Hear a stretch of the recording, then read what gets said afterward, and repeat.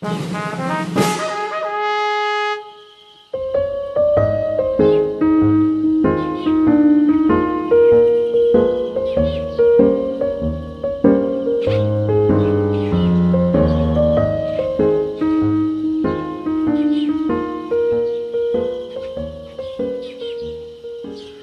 teman-teman, dalam mencapai kesuksesan terkadang kita cenderung mengandalkan orang besar untuk mendapatkan pelajaran tentang bagaimana cara menjadi lebih baik. Kita ingin mempelajari rahasia kesuksesan mereka.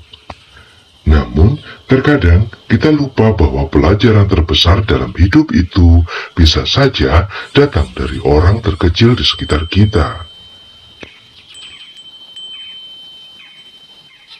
Kita ambil contoh semut ya teman-teman. Percayakah kalian makhluk kecil itu bisa mengajari kita cara menjalani kehidupan yang lebih baik? Sepertinya tidak ada yang luar biasa pada mereka.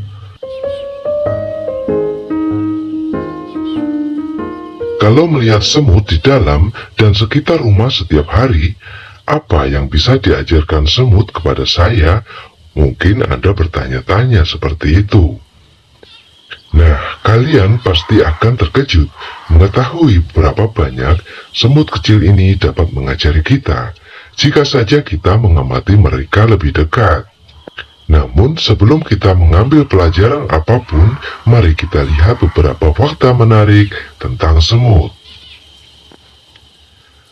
Ratu semut adalah pendiri koloni dan perannya adalah bertelur. Semut pekerja semuanya betina, dan persaudaraan ini bertanggung jawab atas keharmonisan koloni semut. Artinya, mereka tidak bekerja sendiri-sendiri. Tugas mereka berkisar dari merawat ratu dan anak-anaknya, mencari makan, mengawasi konflik di koloni, dan pembuangan limbah. Pekerja-pekerja semut ini kemungkinan besar tidak akan pernah mempunyai keturunan sendiri. Sebagian besar telur berkembang menjadi semut pekerja. Tetapi setelah koloni siap, ratu akan menghasilkan generasi reproduksi berikutnya yang akan memulai koloni mereka sendiri. Nasib semut betina untuk menjadi pekerja atau terutama ditentukan oleh pola makan, bukan genetiknya. Larva semut betina manapun bisa menjadi ratu. Larva semut yang menerima makanan kaya protein. Larva lainnya menerima lebih sedikit protein yang menyebabkan mereka berkembang menjadi pekerja. Teman-teman, kita telah melihat semut sejak kita masih kecil, namun kita tidak selalu memberikan perhatian yang cukup terhadap mereka. Kemudian di manakah mereka tinggal? Di rumahnya yang nyaman disebut sarang atau sarang semut. Masing-masing memiliki ratusan ruangan dan lorong kecil. Di beberapa ruangan ini, ratu semut bertelur. Larva semut disebut belatung. Semua semut bekerja mempunyai peran dan tugas berbeda terhadap belatung ini. Semut bekerja bahkan membawa larva ini kemana-mana. Mengapa semut bekerja membawa belatungnya? Baiklah teman-teman, kami telah memberitahu kalian bahwa semut mempunyai peran dalam masyarakatnya. Semut tentara menjaga belatung. Para pekerja memberi makan dan membersihkannya, dan juga membawanya setiap hari untuk diangin-anginkan dan terkena sinar matahari. 2 atau 3 minggu kemudian, belatung menjadi kepompong dan berbaring tanpa makanan atau aktivitas selama 3 minggu lebih. Kemudian kepompong pecah dan muncullah semut yang sempurna. Sekarang waktunya untuk mengajar dan berlatih. Semut baru mempelajari tugasnya dari semut tua sebagai pekerja, tentara, membangun, pembersih, dan lain-lain. Setelah pelatihan beberapa minggu, semut kecil siap terjun ke dunia kerja yang besar. Mereka ini mempunyai kemampuan untuk membawa antara 10 dan 50 kali berat badan mereka. Jumlah yang dibawa seekor semut tergantung pada spesiesnya ya. Mungkin ada pertanyaan, mengapa ya semut kok kuat sekali? Percaya atau tidak, kekuatan luar biasa ini disebabkan oleh ukurannya yang kecil. Arizona State University melaporkan bahwa mereka ukurannya yang kecil. Otot semut memiliki luas penampang yang lebih besar dibandingkan dengan ukuran tubuhnya, dibandingkan juga dengan hewan yang lebih besar. Ini berarti mereka dapat menghasilkan lebih banyak kekuatan. Karena ukurannya yang kecil, semut tidak mempunyai ruang untuk menampung sistem pernapasan kompleks seperti kita. Sebaliknya, mereka memiliki cara pernapasan sendiri untuk membantu mengangkut oksigen ke seluruh tubuh mereka. Kemudian, bagaimana cara semut bernafas?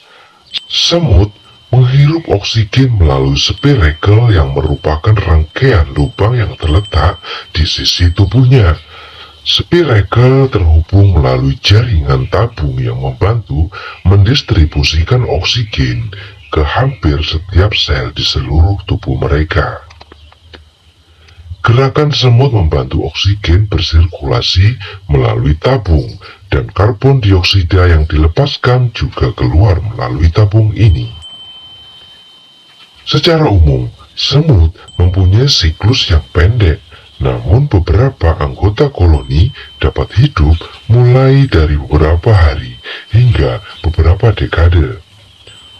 Mungkin salah satu faktor yang terpenting yang mempengaruhi semut adalah peran masing-masing semut, ratu, jantan, dan pekerja yang menempati koloni tersebut. Semut-semut jantan dewasa hanya hidup beberapa hari dan mati setelah kawin dengan semut betina. Ratu semut, anggota koloni yang bertelur, adalah anggota koloni yang berumur paling panjang dan dapat hidup selama beberapa tahun. Semut pekerja yaitu tahap betina dewasa yang tidak bereproduksi dan melakukan sebagian besar pekerjaan yang diperlukan untuk mendukung dan memelihara koloni dengan baik. Hidup selama beberapa minggu hingga beberapa bulan. Ini mungkin fakta semut yang paling aneh teman-teman. Ada spesies jamur yang menginfeksi semut dan menguasai tubuhnya. Jamur semut menemukan jalannya di bawah kerangka luar semut dan mulai memakan jaringan lunak. Tak lama kemudian, melalui mekanisme yang tidak diketahui, hal ini menyebabkan semut meninggalkan koloninya. Semut kemudian menemukan sehelai daun, menggigitnya dengan cengkraman maut dan mati. Beberapa hari kemudian, jamur melepaskan spora untuk menginfeksi lebih banyak semut. Beberapa spesies semut telah belajar mengenal pasangan koloni yang terinfeksi dan akan membawa mereka jauh untuk melindungi koloni lainnya. Setelah menyimak ulasan tentang semut di depan tadi, apa yang semut ajarkan pada kita?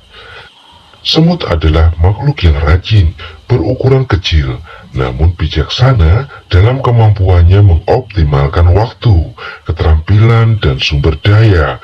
Berikut beberapa pelajaran penting yang dapat diajarkan semut kepada kita.